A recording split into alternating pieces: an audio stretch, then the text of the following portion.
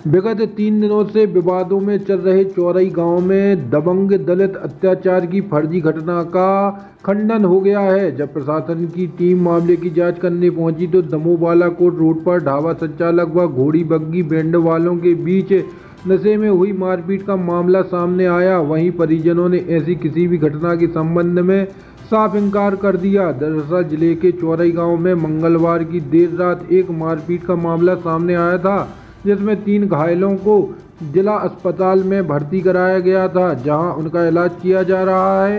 वहीं घटना के संबंध में घायलों ने जानकारी देते हुए कहा था कि उनके साथ गांव के दबंगों ने दलित होने के चलते मारपीट की है। दबंगों का कहना था कि दलित परिवार का दूल्हा घोड़ा या बग्गी पर बैठकर नहीं निकल सकता। वहीं घटना के बाद से चर्चाओं का विषय बन गया।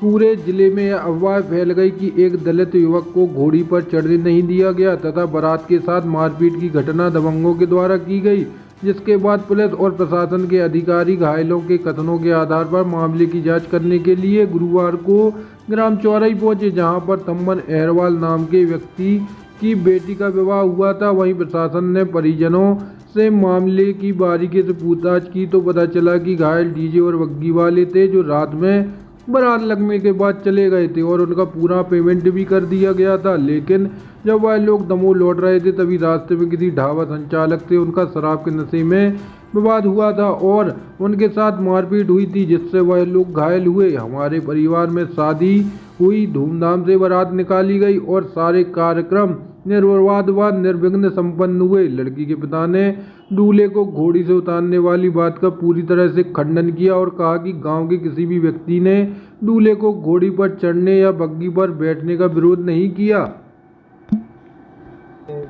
लड़के की हम शादी कर रहे थे तो बारात आया, तो हम लोगों ने फुल के साथ से बारात लिया और अच्छी तरह से बारात आई हम लोगों की। और बारात आने के बाद यहाँ हमने लड़के के टीका पटा में लग गया। यहाँ से वो लोग वापस चले गए, तो हम लोग वहाँ ये मालूम नहीं है कि रास्ता में कौन सा विवाद हुआ।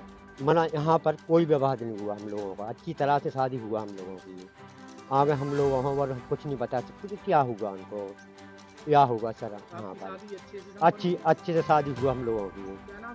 थम्मन अहरवाल। आज जो घटनाक्रम हुआ है उसमें आप लोगों ने जांच की, क्या आया सामने? देखिए, ये 9 दिसंबर 2024 की रात की बात है।